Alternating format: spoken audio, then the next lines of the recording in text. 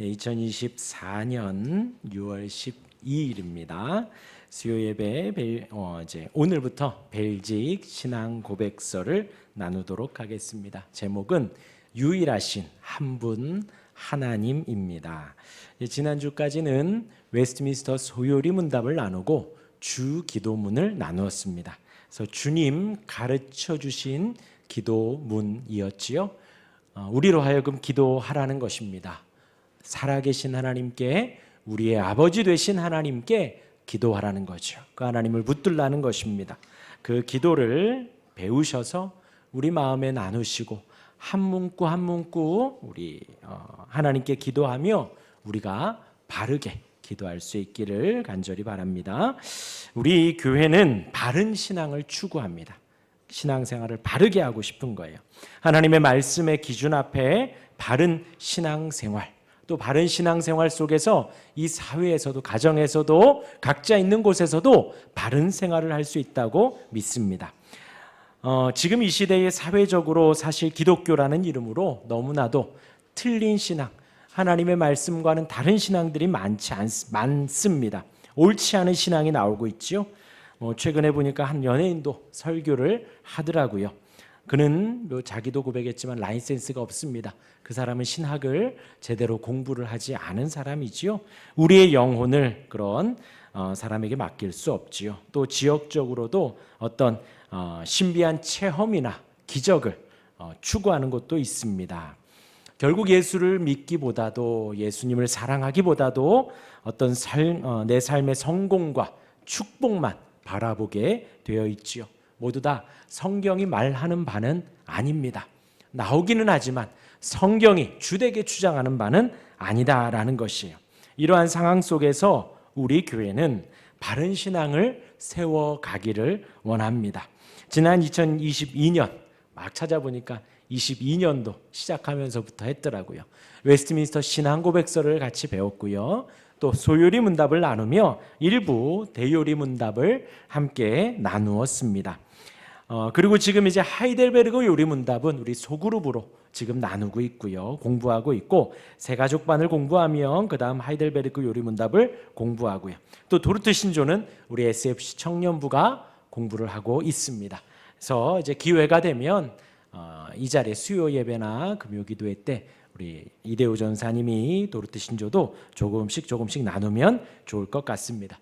그래서 이제 우리가 벨직 신앙 고백서를 이제 나누려고 합니다.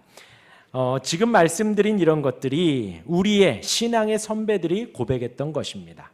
그러니까 제가 만들어낸 것도 아니고 어떤 이 시대에 만들어진 문서도 아닙니다. 역사적으로 우리의 믿음의 선배들이, 믿음의 선조들이 함께 고백했던 것입니다. 또 이제 나중에 역사적인 부분들만 또 배경을 설명할 기회가 있을 줄 압니다. 어찌되었건 여태까지 신앙생활을 쭉 해오면서 목숨을 걸고 고백했던 것이고, 목숨을 걸고 지켜왔던 내용들이 나누는 이런 것들입니다. 이것이 바로 예수님의 가르침이고 하나님의 말씀, 성경에 요약된 내용들입니다. 우리 교회는 바른 장로교회를 추구합니다. 또한 우리 교회는 건강한 개혁교회를 표방합니다. 누구든 오시면 함께 나누며 할 수 있습니다. 천주교도 오셔도 되고, 무교도, 유교도, 2단, 3단, 4단만 아니라면 어느든 누구든 오셔서 함께 바른 신앙을 배울 수 있고 나눌 수가 있습니다. 우리 교회 오신 분들 하나님으로부터 사랑과 자비를 배우고 하나님으로부터 바른 신앙을 배워갈 것입니다. 그냥 단순히 앉았다 가지 마시고 매 예배 때마다 선포되어지는 말씀 앞에 나를 돌아보고 하나님을 고백하며 날마다, 매 예배 때마다, 매 모임 때마다 조금씩 배우고 조금씩 물으시며 답하며 하나님을 알아가고 나를 돌아보는 것입니다. 그렇게 우리의 신앙생활은 매일매일 개혁되어지는 것입니다. 매일매일 교정되어져 가는 거예요. 우리의 신앙생활은 우리의 목숨이 붙어있는 한 끝이 없습니다. 끝이 없습니다. 저조차도 매일매일 배워가고 매일매일 돌아보고 여기 있는 저와 여러분들도 항상 그렇게 신앙생활을 해가는 것입니다. 이제 오늘부터 하는 벨직 신앙고백서, 벨기에 신앙고백서예요. 그런데 이것은 이제 귀도 드브레라는 사람이 작성하였습니다. 천주교의 박해가 있었고요. 또 그때 당시에 제세례파라고 그런 활동들이 왕성한 가운데 이 귀도 드브레가 이 신앙고백서를 작성하며 천주교에 대항하고 또 그 제세례파 막 만연하고 확장되어져 가는 그들에게 대항하여서 변호하는 마음에 쓴 이 고백서가 이 벨기에 벨직 신앙고백서입니다. 당시에 이 벨직 신앙고백서의 중요한 목적은 개신교, 우리 개혁신앙에 대한 신앙을 변호하고 방금 말씀드린 대로 천주교와 제세례파를 반대하는데 일조를 했습니다. 제세례파라고 하면요, 당시에 이제 국가교회를 반대했습니다. 체제를 완전히 바꿨어요. 그러니까 자기들이 국가의 어떤 종교보다도 자기들의 체험과 자기들의 신앙이 더 우월하다라고 해서 계속해서 국가교회, 그것이 기독교든 천주교든 그거를 반대했고요. 유아 세례를 부인했습니다. 어린이들이 신앙을 고백할 수 없다, 그들은 알아들을 수도 없고 고백할 수 없다, 그렇기 때문에 유아 세례를 반대했고요. 오직 성인의 세례만 유효하다고 했습니다. 그리고 이제 거듭났다라고 하면 다시 세례를 준다 해서 제세례파인 거예요. 어떤 체험을 중시했습니다. 성령께서 역사한다, 내적 조명, 성령께서 내적으로 조명하시고 역사하신다라는 것을 강조했어요. 그러면은 상대적으로 무엇이 약화될까요? 하나님의 말씀이 약화돼요. 하나님의 말씀이 이렇게 증거되어지는 것보다도, 이런 공부보다도, 교리보다도 성령 체험이 더 우월하다라고 강조한 이들이 바로 제세례파였습니다. 성경 권위가 약화됐고요. 이때 당시에 칼빈이 주장하는 절대적인 예정론도 반대했습니다. 이 모든 것에 있어서 벨직 신앙고백서가 이에 대한 변호하는 입장으로 작성이 된 거예요. 강조하지만 우리가 이렇게 하나님의 말씀을 배우고요, 우리가 신앙고백서와 대소유리문답 또 벨직 신앙고백서를 배우면서 우리의 이제 어떤 생각이나 우리의 입술에만 머물면 안 됩니다. 우리의 마음과 심장과 손과 발로 우리의 삶 속에서 이런 것들이 드러나야 해요.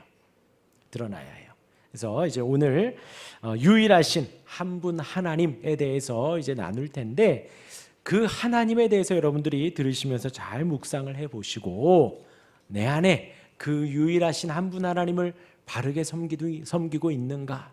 이 자리에 있다고 해서 우리 모두가, 저를 포함하여서 우리 모두가 그 유일하신 한 분 하나님을 잘 섬기고 있다 공언하고 자신 있게 말할 수 있는 사람은 저를 포함해서 이 자리는 없습니다. 항상 말씀을 보고 항상 우리를 돌아보고 우리의 신앙을 늘 점검하는 거예요. 아시겠죠? 늘 이렇게 배우고 접하면서 우리의 신앙을 점검하는 것입니다. 여러분 나눠드린 유인물에 이제 벨기직 신앙고백서에 공적 의의가 있죠. 이것이 아까 귀도 드브레라는 사람이 작성했다고 했지만 이것이 어떤 그런 개인이 작성한 것은 아니다라는 내용들이 담겨져 있는 것입니다. 한번 눈으로 따라가 보셔요. 벨직 신앙고백서, 벨기에 신앙고백서라고도 하고, 그때 당시에는 네덜란드령 아래 벨기에라는 도시였대요. 그래서 네덜란드 신앙고백서라고도 합니다. 1567년 개신교회의 순교자 이제 귀도 드브레가 1561년에 당시 불어로 작성을 했습니다. 스페인의 천주교 정부에 의해서 박해받던 프란덜스, 옆에 나오지요. 현재의 벨기에 서부, 프랑스 북부, 네덜란드 남서부를 포함하는 고대 국가입니다. 지금은 없는 네덜란드 교회의 변호를 위해서 귀도가 작성을 한 것입니다. 그래서 1566년 안트베르프 대회, 1571년 옘덴 대회, 1574년 도르트 대회, 1581년 미델부르크 대회에서 채택되었다. 이것이 공적 문서로 올라가서 이런 지금의 노회와도 같은 어떤 총회와도 같은 그런 공적 회의에서 이 신앙 고백서가 성경적이다, 이 신앙 고백서가 성경에 매우 부합한다라고 채택되었다라는 것입니다. 그래서 가로 안에 나와 있는 대로 개인의 고백이 아닙니다. 회의에서 공적으로 채택을 한 것입니다. 그리고 지금 우리가 읽고 이렇게 나누는 것은 그 이하에 화란이 스페인으로부터 독립한 후에 1619년에 여러 역본들을 비교를 거쳐서 이렇게 만들어진 것을 우리가 같이 나누고 있는 것입니다. 그래서 오늘은 그 벨직 신앙 고백서의 1항 유일하신 하나님에 대하여서 나누려고 합니다. 우리 한번 읽어볼까요? 그 네모 안에 있는 1항 유일하신 한 분 하나님만 계심 이하에 우리 모든 같이 읽어보겠습니다. 시작. 우리 모두는 우리가 하나님이라고 부르는 단 한 분의 단일한 영적인 존재가 계심을, 또한 그 하나님은 영원하시고 불가해하시고 보이지 않으시고 변하지 않으시고 무한하시고 전능하시고 완벽하게 지혜로우시고 정의로우시고 선하시고 모든 선이 넘쳐오르는 근원이심을 마음으로 믿고 입으로 고백한다 라는 것으로 이제 벨직 신앙 고백서가 시작을 해요. 그래서 이하에 이제 1, 2, 3번을 나가기 전에 우리 모두는 마음으로 믿고 입으로 고백한다예요. 그리고 그 가운데 있는 내용들이요. 우리의 마음으로 믿는 것입니다. 마음으로. 이하에 또 이따가 또 내용 중에 설명을 하겠지만 우리 안에 믿습니다 믿습니다 한다고 해서 믿어지는 것이 아닙니다. 성령께서 우리에게 가르쳐 주셔야 돼요. 그래서 우리가 아까 마지막 찬양한 주님의 성령 지금 이곳에 임하소서 임하소서 한 것이 하나님의 영 성령은 온 세상에 충만합니다. 온 세상에 가득해요. 내가 지금 이곳에 임해 주십시오, 여기에 임해 주십시오 그런다고 해서 여기에 임하시고 여기에 안 임하시고가 아니에요. 내 마음 안에 내 영혼 안에 충만하게 임해 달라고 그 하나님의 영을 사모하는 우리의 믿음의 고백인 거죠. 성령께서 우리에게 가르쳐 주시고 허용해 주시는 만큼 우리가 믿을 수 있는 것입니다. 그런데 저와 여러분들 우리가 지금 이것을 읽고 있다라는 것은 이미 성령께서 우리에게 조명하셔서 성경을 보게 하시고 하나님을 바라볼 수 있도록 인도해 주셨다라는 거죠. 그래서 이제 나누게 될 그 내용들에 대해서 우리의 마음으로 믿는 것입니다. 그리고 입으로 고백하는 것입니다. 이것은 단순히 우리의 입술로 내가 믿습니다 믿습니다 중얼중얼 되는 거 아닌 거 우리 교회 분들은 다 알고 계시지요. 이때 당시에 입으로의 고백은 목숨을 걸고 하는 거예요. 입으로 시인하는 것이, 입으로 고백하는 것이 두 사람이 같이 고백을 하면 딱 맞아떨어지면 그게 증거가 될 정도였으니 입으로 고백하는 것은 매우 엄중하게 고백을 하는 것입니다. 지금처럼 입으로 고백하고 거짓말이야 아니야 나 그런 말 한 적 없어 그렇게 됐던 시대가 아니라는 거예요. 마음으로 믿고 입으로 고백하는 것 곧 우리의 삶으로 우리의 인생으로 내가 고백하겠다라고 내 마음을 다 담아서 고백하는 것을 말합니다. 어떠한 내용을요? 1번, 2번, 3번을요. 그 사이에 나와 있는 것을 이렇게 정리를 한 것입니다. 오늘 이것을 나눌 텐데요. 이제 이렇게 먼저 하나님에 대해서 나누는 것은요. 지금 이 시대에는 무신론이 참 많고요. 하나님이 없다라고 하고 다신론, 여러 신들 중에 우리 하나님이 위대해 그렇게 말하는 사람들도 있다라는, 그러지 않는다라는 거예요. 하나님은 유일하신 분이시고요. 혹은 범신론, 모든 곳에 신이 다 들어져 있다. 아닙니다. 아닙니다. 또 이단들 중에는 UFO가 있다라고 주장하는 곳도 있어요. 아닙니다. 아닙니다. 또 지금 이 시대에는 사단이 우리의 마음을 엉뚱한 대로 시선을 돌리게 하죠.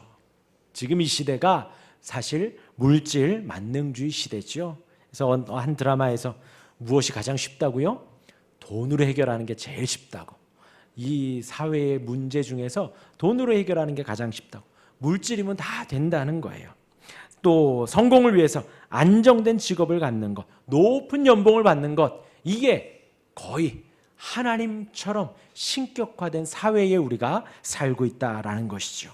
세상이 그렇게 가르칩니다. 세상이. 학교 가도 그러하고 우리가 학원을 가도 그러고 교회 외의 모든 곳에서 거의 다 이런 부분을 가르쳐요. 또한 윤리가 무너졌죠. 도덕이 무너졌죠. 자신이 신이 됐습니다. 내가 신이 됐어요. 내가 기준이 됐습니다. 그러니까 예의가 없지요. 부모를 무시하죠. 내가 좋아야 돼요. 나만 좋으면 돼요.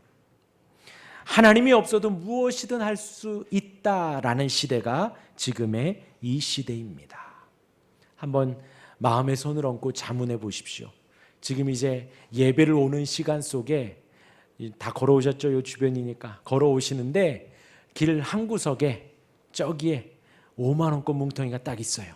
예배를 가고 있는데 저게 잡으면 점점 멀어집니다. 그 돈을 쫓아가시겠습니까? 예배를 하러 이 자리에 나오시겠습니까? 네, 지금 이런 시대가 됐다라는 거예요. 하나님이 중요하지 않고 물질이 중요하고, 하나님이 중요하지 않고 내가 지금 쉬는 게 중요하고 내가 지금 편안한 게 중요한 시대가 되었다라는 거예요. 집에만 있어도 뭐 인터넷만 연결이 되면 혹 스마트폰만 있으면 24시간 뭐 31일, 30일, 360일 마음만 먹으면 집에서 나오지도 않고 살 수가 있는 시대가 됐다라는 거죠. 이러한 상황 속에서 우리는 더욱더 이 유일하신 한 분 하나님을 마음으로 믿어야 하고 우리의 입으로 고백을 해야 합니다. 그 하나님을 이제부터 나누는 이 내용들을 여러분들 마음에 잘 새겨 보시기를 바랍니다. 방금 읽은 우리 1항, 이제 뭐 1조라고도 하고 책에 따라서 어떤 책은 1장이라고도 합니다. 근데 이제 저희는 1항이라고 부르도록 하겠습니다. 1항에서는 세 가지를 말합니다. 하나님의 본질을 말하고요. 또 하나님만 가지신 속성, 비공유적 속성이라고 하는데 하나님만 가지고 있는 속성에 대하여서 6가지가 나오고요. 그 다음에 하나님과 우리가 하나님의 형상대로 만들어졌잖아요. 그래서 하나님과 우리가 조금 가지고 있는 비슷한 속성들 3가지 이렇게 구분을 해서 나누도록 하겠습니다. 이러한 하나님을 우리가 마음으로 믿는 것입니다. 입으로 고백하는 거예요. 이제 배운 하나님에 대해서 우리의 마음으로 믿고 입으로 고백하는 것입니다. 그리고 이것은 제가 자의적으로 혹은 귀도 드브레가 자의적으로 만든 게 아니라 성경의 내용에 우리 하나님이 이렇게 기록됐구나 하고 작성한 것입니다. 먼저 우리 1번 하나님의 본질 1번 읽겠습니다. 유일한 시작. 유일한 한 분 하나님. 우리 성도들은 유일한 한 분 하나님이 계시다라는 걸 믿습니다. 유일한 하나님이세요. 유일한. 아까 말씀드린 대로 다신론 중에 신이 여럿이 있는데 그 중에 하나가 아닙니다. 유일합니다. 그래서 창세기 1장 1절이 뭐라고요? 태초에 하나님이 천지를 창조하시니라. 그 유일한 하나님께서 하늘과 땅 모든 것을 만드셨어요. 그리고 하나님께서 신명기 6장 4절에 이스라엘아 들으라 우리 하나님 여호와는 오직 유일한 여호와시니 라고 했어요. 그리고 이 문구는 계속해서 반복됩니다. 사도 바울도 디모데전서 2장 3절에서 이렇게 말합니다. 하나님은 한 분이시요 또 하나님과 사람 사이의 중보자도 한 분이시니 곧 사람이신 그리스도 예수라. 이 유일하신 하나님이 성경이 말하는 하나님이시다라는 거예요. 아시겠죠? 이 개념이 확 탑재가 되어 있어야 돼요. 그래서 얼마 전에 이제 넷플릭스에서 모세 관련한 영화가 나와 있더라고요. 그것을 앞부분 잠깐을 보는데 그 안에서 이제 막 여러 사람들이 나와서 그 모세의 역사적인 부분 또 히브리어로 어떤 말이 됐는지 설명을 하더라고요. 근데 그 가운데에서는 그런 말을 해요. 다신론 중에 하나님 한 분이 하나님이 유일하시다. 뭐 이런 식의 멘트가 있더라고요. 근데 그런 내용을 보더라도 뭐 성경적인 것이지만 그렇게 또 볼 수 있는 여러 학설이 있을 수 있으니까 저와 여러분들은 그런 걸 보더라도 거기에 이제 왜 저렇게 말하지? 저 말이 맞는가? 이렇게 생각할 것이 아니라 하나님은 어떤 하나님이다? 유일하신 한 분 하나님이시다. 그렇죠? 이스라엘 백성 주변의 다른 국들은 다른 우상들을 섬겼지요. 오늘 우리 출애굽하고 있지만 나일강을 신으로 섬기고 개구리를 신으로 섬기고 그리고 파리를 신으로 섬겼던 그 여러 우상들, 헛된 우상들 사이에서 이스라엘이 유일한 한 분 하나님을 주장하기는 했지만 그것이 성경만 그냥 유독 주장하는 것이 아니라는 것입니다. 아시겠죠? 온 세상은 하나님께서 만드셨습니다. 하나님은 한 분뿐이십니다. 이방의 신들은 헛된 우상일 뿐입니다. 우리 2번 읽겠습니다. 2번 시작. 단일하신 하나님. 단일하셔요. 단일하다라는 것은 복잡하지 않다라는 것입니다. 단순하다라는 의미예요. 삼위일체 이제 몇 주 후엔 나누게 되겠지만 삼위의 하나님은 세 분 하나님을 말합니다. 본질이 한 분이죠. 그래서 삼위일체입니다. 성부 하나님이 따로 계시고 성자 하나님이 따로 계시고 성령 하나님이 따로 계십니다. 그러나 그 본질에는 한 분 하나님이신 것은 같죠. 그런데 여기에서 단일하다라는 것은요, 하나님은 사랑이시고 하나님은 공의로우시고 하나님은 지혜로우시고 하나님은 평강이시고 성경에 이런 부분들이 나오잖아요. 그러면 우리는 이렇게 생각하는 거예요. 사랑이 한 이만큼 있고 평강이 한 요만큼 있고 또 공의가 이만큼 있고 여러 복잡하게 있다라고 우리는 생각을 한다는 거죠. 그러나 그렇지 않습니다. 하나님은 100% 사랑 그 본체라는 거예요. 그리고 하나님은 자비 그 100% 자비를 갖고 계시고 하나님은 평강 그 100%를 갖고 계시다라는 거예요. 그러기에 단일한 하나님, 사랑의 근원이십니다. 사랑 그 자체이십니다. 자비하십니다. 영원 무궁하셔요. 인자하심이 영원하십니다. 그 하나님의 속성이 그렇게 충만히 담겨져 있는 거예요. 왜 이것이 중요하냐? 우리와는 완전히 다른 본질이시다라는 거예요. 하나님은. 우리가 지금 제가 막 이렇게 설명드리지만 상상이 안 가는 거예요. 우리 안에는 사랑 조금 있고 평안 조금 있고 하지만 취사 선택하죠. 내가 지금 화를 내야 되나 말아야 되나, 내가 지금 안아줘야 하나 밀어내야 하나, 우리는 그렇게 하죠. 하지만 하나님은 사랑 100% 사랑 그 자체라는 거예요. 단일하시다, 단순하시다 라는 의미를 가지고 있습니다. 우리 구원에 있어서 매우 본질적으로 중요합니다. 단일하시고요. 세 번째, 영이신 하나님. 우리가 항상 들어왔던 말씀이에요. 요한복음 4장 24절에 하나님은 영이시니 예배하는 자는 영과 진리로 예배할지니라 라고 했습니다. 육체가 없다라는 거죠. 실제라는 것입니다. 실제. 우리 안에 영이십니다. 물론 성자 하나님은 예외죠. 육신을 취하셨죠. 영이신 하나님께서, 성자 하나님께서 이 땅에 오셔서 육신을 취하신 것입니다. 하나님은 영인 실제 살아계시다라는 거예요. 주님의 성령 지금 이곳에 임하소서 이 자리에 함께 하십니다. 그런데 내 안에 충만히 임해달라고 내가 사모하는 거죠. 실제 하신다라는 거예요. 살아계시다라는 것입니다.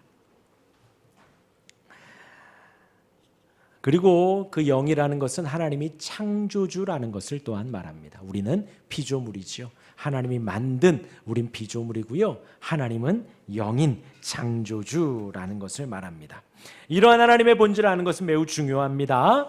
이제 하나님의 속성을 나눌 텐데 이 하나님의 본질, 유일하신 한 분 하나님, 단일하신 하나님, 영이신 하나님 잘 이렇게 인지하고 계시기를 바랍니다. 이제 하나님만 가지신 속성 6가지를 나누도록 하겠습니다. 하나님만 가지고 있다라는 거예요. 그리고 이제 3번에서는 하나님과 우리가 조금씩 가지고 있는, 하나님은 충만히 가지고 계신데 우리에겐 조금 있는 것이 바로 이 3번이고요. 2번에서 1번과 6번은 하나님만이 가지고 있는 속성입니다. 우리 2번에 1번 하나님은 영원하심 같이 읽겠습니다. 시작. 하나님은 영원하심. 영원하다라는 것은 시간의 제약을 받지 않습니다.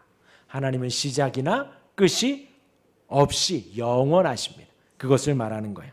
그의 계심은 시작과 중간과 끝으로 나눌 수 없습니다. 전에도 계셨고 지금도 계시고 장차 오실 하나님이신 거예요. 영원히 현재입니다. 그래서 시편 90편 2절 영원부터 영원까지 주는 하나님이시라라고 고백을 하고 있고, 계시록 1장 8절에 나는 알파와 오메가라, 시작과 끝이다, 이제도 있고 전에도 있었고 장차 올 자다, 이렇게 고백을 합니다. 하나님은 현재예요. 지금 살아계신 영으로 존재하시는 영원하신 분이십니다. 영원하다, 이제 또 무한하다, 또 5번에도 무한하다라고 나오는데, 유한한 우리와 영원하지 않은 우리와 대조되지요. 하나님은 영원하십니다. 그리고 2번입니다. 2번 불가해 하심. 영원하신 하나님, 무한하신 하나님이 일시적인 존재인 우리에게 알려질 수 있을까? 불가해. 이해할 수 있는가? 이해할 수 없다. 불가해. 이해할 수 없다라는 것을 말하는 거예요. 우리가 이해할 수 없다. 하나님에 대한 지식 우리가 다 이해할 수 없다라는 거예요. 우리는 아까 말씀드린 대로 하나님께서 알려주시는 만큼만 우리가 알 수 있습니다.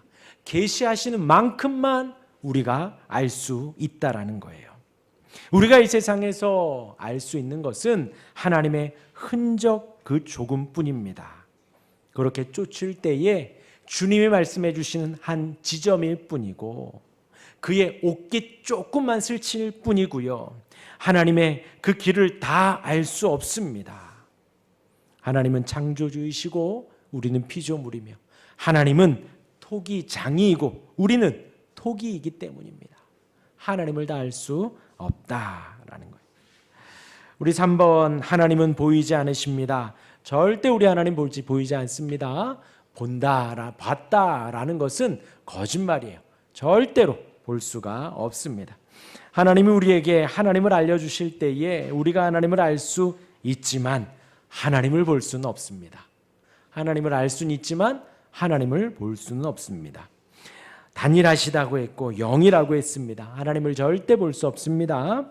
그런데 이제 성경 다른 곳에서 야곱이 브니엘에서 하나님과 씨름하며 그 마지막에 이렇게 고백을 하죠. 그러므로 야곱이 그곳 이름을 브니엘이라 하였으니 그가 이르되 내가 하나님과 대면하여 보았으나 내 생명이 보존되었다 함이더라, 이렇게 고백을 하고 있고요. 야곱이 또 이사야서 6장 5절에서도 만군의 여호와이신 왕을 배웠음이로다 라고도 하고 있어요.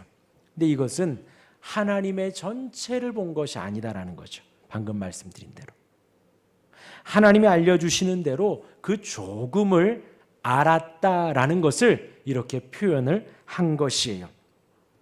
하나님을 본 사람은 없습니다. 하나님을 본다는 것은 하나님이 자기 계시로 우리의 단계까지 낮아지시고 자기를 알게 하신 것뿐이지, 그 조금 알게 하신 것뿐이지 그 하나님 전체를 육안으로 볼 수 있다, 보았던 사람은 있다 없다? 없다라는 것을 말을 합니다. 또 4번 하나님의 뭐라고요? 불변하심. 하나님은 사실상 불변하십니다. 본질상에 불변하십니다. 과거에도 미래에도 지금도 하나님의 본질상 같습니다. 하나님의 사랑이 변함이 없지요. 하나님의 약속과 하나님의 작정 가운데 불변하십니다. 그래서 시편 33편 11절에 보면 여호와의 계획은 영원히 서고 그의 생각은 대대에 이르리로다 했습니다. 하나님의 생각은 변하지 않습니다. 하나님의 계획은 변하지 않습니다. 아까 모세 이야기 잠깐 했지만 아브라함에게 하신 그 약속이 430년 후에 모세를 통해서 이스라엘을 출애굽하며 그대로 성취가 된 것이 또 변하지 않는 하나님의 약속과도 같습니다. 그래서 너무나도 든든한 거예요. 저와 여러분들은 우리는 사람은 늘 변합니다. 항상 변해요. 이러다가도 더우면 변하고 또 추우면 변하고요. 뭔가를 더 가지면 변하고 무엇인가 또 없으면 변하는 것이 우리 사람의 마음입니다. 그런데 하나님은 불변하시다. 하나님은 변하지 않는다. 얼마나 든든한지요. 우리 5번 읽겠습니다. 시작. 하나님의 무한하심. 무한하다는 것은 한계의 지배를 받지 않는 것입니다. 공간과 관련하여 그는 어느 한 곳에도 있지 않습니다. 어디에나 계십니다. 무엇이든 할 수 있는 분이십니다. 무한하십니다. 어디에나 계십니다.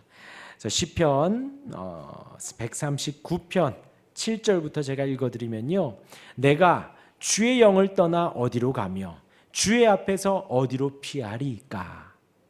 내가 하늘에 올라갈지라도 거기 계시며 스올에 내 자리를 펼지라도 거기 계시나이다. 내가 새벽 날개를 치며 바다 끝에 가서 거주할지라도 거기서도 주의 손이 나를 인도하시며 주의 오른손이 나를 붙드시리이다. 시공간 모든 속에서 하나님은 무한하십니다. 한계가 있다 없다? 없다. 사랑에도 그래요. 사랑에도 한계가 없습니다. 자비에도 한계가 없습니다. 평안에도 한계가 없습니다. 그래서 사도들이 감옥에 갇혔었어도 잠을 잘 수가 있는 거예요. 문이 열려도 도망치질 않을 수가 있는 거예요. 또 돌에 맞아 죽더라도 웃으며 주님을 바라볼 수가 있는 거예요. 하나님이 주신 평안은 무한하거든요. 한계가 없거든요. 하나님이 나에게 평안을 주실 때에 내 마음은 늘 변하다라는 거예요. 무한합니다. 또 하나님의 전능하심, 하나님은 전능하십니다. 창세기 18장 14절에 보면요, 여호와께 능하지 못한 일이 있겠느냐, 기한이 이를 때에 내가 내게로 돌아오리니 사라에게 아들이 있으리라. 지금 어떤 상황인데요? 아브라함은 100세가 되어가고 사라는 경수까지 끊긴 상황인데도 하나님께는 능하지 못한 일이 없다라는 것입니다. 하나님은 전능하십니다. 그리고 마찬가지로 신약에서도 동정녀 마리아의 몸에서 아들이 태어나죠. 하나님은 전능하십니다. 동정녀 마리아의 몸에 하나님의 아들이 잉태되었습니다. 또 우리의 구원에 대해서도 하나님은 전능하십니다. 예수님께서 하신 말씀이 있죠. 누가복음 18장 27절에 이르시되 무릇 사람이 할 수 없는 것을 하나님은 하실 수 있느니라. 어떤 상황이냐면 부자 청년이 예수님을 찾아왔습니다. 예수님과 대화하는데 예수님의 가르침을 듣고 부자 청년이 아멘 했나요? 아니요. 근심하고 돌아갔습니다. 그러자 예수님께서 부자가 천국에 들어가는 것이 무엇보다도 쉽다고요? 낙타가 바늘귀로 들어가는 것보다 더 어렵단가요? 쉽단가요? 낙타가 바늘귀 들어가는 게 더 쉽다. 말도 안 된다라는 거예요. 그러니까 제자들이 그러면 누가 천국에 갈 수 있겠습니까? 누가? 왜요? 이때 당시에 부자는요, 하나님이 축복을 해주셨다라고 믿었거든요. 그러니까 이때 당시에 약간 부를 가지고 있다라고 하면 저 사람은 경건하구나. 저 사람은 하나님의 뜻대로 사는구나. 저 사람은 마땅히 천국에 가겠지. 그런 사상이 만연한 시대였어요. 그런데 예수님께서 부자가 천국에 가는 것보다 낙타가 바늘귀로 들어가는 게 더 쉽다라고 하니 그럼 누가 천국에 갈 수 있겠습니까? 한 거지요. 그러니 예수님이 누가복음 18장 27절에 무릇 사람이 할 수 없는 그것을 하나님은 하실 수 있느니라. 얼마나 감사한지요. 저와 여러분들도 마찬가지예요. 우리의 힘으로 우리의 능으로 구원을 한치라도 더 구원의 길을 갈 수가 있을까요? 우리의 힘으로 우리의 발걸음으로 우리의 의지로 구원에 이르는 그 길을 조금이라도 더 갈 수가 있을까요? 할 수가 없다는 거예요. 사람으로서는 할 수 없지만 하나님께서 우리를 감동하시고 인도하시면 우리가 그 구원의 길을 갈 수가 있다라는 것입니다. 하나님은 전능하십니다. 그리고 하나님과 우리가 가진 속성 세 가지입니다. 첫 번째, 하나님의 완전히 지혜로우심. 우리와 같이 갖고 있기 때문에 여기에 하나님의 완전하다라는 말을 쓴 거예요. 하나님은 지혜로우십니다. 하나님의 지혜는 완전합니다. 일예로요, 저와 여러분들이 이 자리에 있고 예수를 믿겠다라고 고백하는 것도 하나님께서 그 지혜로 우리를 인도하셨기 때문입니다. 우리의 인생 채찍으로 인생을 인도하시며 또한 배우게 하시고 예배하게 하시고 알게 하시고 상황을 몰아가시고 오늘까지 이르게 하시며 우리로 하여금 우리의 입술로 예수는 구주입니다, 예수님은 하나님이십니다 고백할 수 있게 하신 거예요. 그 하나님의 지혜가 너무나도 놀라운 것입니다. 또한 그 하나님의 지혜는 우리로 하나님을 섬기게 하시는데 우리로 그 하나님의 아들 예수 그리스도를 보게 하시는 거예요. 그 지혜의 절정이 바로 예수님이거든요. 예수님의 십자가와 예수님의 십자가 희생이 그 예수 하나님의 지혜의 절정입니다. 그래서 우리를 위해서 사랑하시며 십자가를 지신 것으로 말미암아 우리가 예수님을 따르지 않을 수 없게 했어요.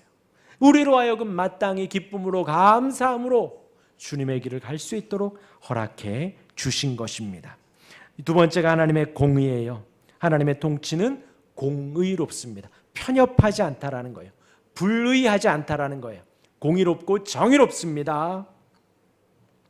그것에 또 이제 절정이 바로 예수님을 보내신 거예요. 왜요? 하나님의 공의를 충족시키기 위해서 하나님의 택한 백성을 구원해야 하는데 사람으로서는 구원받으리가 아무도 없는 거예요. 본질상 다 똑같이 죄인으로 태어났기 때문에 하나님이신 그분이 이 땅에 육신을 입고 이 땅에 오셨습니다. 그리고 우리 택한 백성들의 모든 죄를 짊어지고 십자가를 지셨지요. 그러하기에 하나님께서 택한 백성을 구원하셨을 때 어느 누가 하나님은 불의합니다, 왜 저 사람을 구원합니까? 할 수가 없는 거예요. 예수님이 이 땅에 오셔서 그 공의를 완성하셨기 때문에 어느 누구도 주님께 불의하다고 말할 수 없습니다. 하나님의 공의를 친히 보여주신 거예요. 우리 마지막으로 하나님의 선하심입니다. 하나님은 그가 하시는 모든 일이 모든 방법이 선합니다. 오늘 신앙 고백의 마지막이 모든 선이 흘러나오는 원천이에요. 그래서 저와 여러분들이 주님을 따르고 살아가면서 악하게 살 수 없다는, 거짓되이 불의하게 살아갈 수 없다는 것입니다. 하나님으로부터 오는 것은 다 선해요. 그 선함을 따라 살아가는 것입니다. 하나님의 속성에 대해서 나눴습니다. 하나님의 본질, 하나님만 가지고 있는 속성, 하나님 우리와 같이 가지고 있는 속성, 이렇게 하나님에 대해서 우리가 배우면 우리의 반응은 두 가지로 나뉘어집니다. 두 가지로. 아까 마음으로 믿어 입으로 고백한다 했죠. 두 가지의 반응. 첫 번째는 경배예요. 아, 하나님이 이렇게 유일하시구나, 하나님이 단일하시구나, 하나님이 영이시구나, 영원하시구나, 무한하시구나, 변하지 않으시구나, 보이지 않는구나, 전능하시다, 지혜롭고 사랑이 많으시고 공의롭고 선하시구나 라는 것을 우리가 말씀을 보며 하나하나 알아갈 때에 첫 번째로 우리가 할 수 있는 것은 경배예요. 하나님을 찬양할 수밖에 없습니다. 이 놀라우신 하나님을 우리가 발견하고 알아가고 고백할 때 우리는 경배할 수밖에 없습니다. 시편 95편 1절에서 6절까지 보면요, 오라 우리가 여호와께 노래하며 우리 구원의 반석을 향하여 즐거이 외치자. 우리가 감사함으로 그 앞에 나아가며 시를 지어 즐거이 그를 노래하자. 여호와는 크신 하나님이시요 모든 신들보다 크신 왕이시기 때문이로다. 땅의 깊은 곳이 그의 손안에 있으며 산들의 높은 곳도 그의 것이로다. 바다도 그의 것이라 그가 만드셨고 육지도 그의 손이 지으셨도다. 오라 우리가 굽혀 경배하며 우리를 지으신 여호와 앞에 무릎을 꿇자. 여러분들이 성경을 보시며 이 내용들을 찾아가는 거예요. 이 내용들 앞에 주님을 경배할 수 있는 우리가 되기를 바랍니다. 두 번째는 회개하는 것입니다. 이 하나님 앞에 나를 돌아보며 회개하는 거예요. 누가복음 5장 8절에 시몬 베드로가 이를 보고 예수의 무릎 앞에 엎드려 이르되 주여 나를 떠나소서 나는 죄인이로소이다. 이것이 우리의 고백이 됩니다. 예수님이 제자들을 가르칩니다. 배에서 가르치시고 나서 배에서 이제 그물을 던지라고 해요. 그러니까 그물에 하루 종일 물고기를 잡은 적이 없지만 주의 말씀 의지해서 그물을 던집니다. 그물에 많은 물고기가 올라옵니다.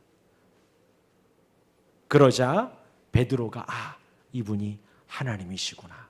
이분이 하나님이시구나 하며 이 고백을 한 거예요. 무릎 앞에 엎드려 이르되 주여 나를 떠나소서 나는 죄인이로소이다. 이게 회개거든요. 회개의 시작이거든요. 하나님과 나는 정말 다르구나. 하나님은 정말 위대하시구나. 죄가 없으시구나. 사랑이시구나. 나는 그 앞에 너무나도 연약하고 부족한데, 그 앞에 너무나도 더럽고 추한데 주여 나는 죄인이로소이다. 이렇게 고백하는 거예요. 우리 하나님을 배우는 것 자체가 너무나도 행복합니다. 우리 하나님을 알아가는 것이 기쁨이고 즐거움입니다. 벨직 신앙고백서를 시작하며 이제 앞으로 내용은 배우는 한 항목 한 항목 우리 마음에 깊이 새겨 하나님을 경배하고 하나님 앞에 무릎 꿇고 죄인으로소이다 회개할 수 있는 우리가 되기를 주님의 이름으로 축원합니다. 아멘.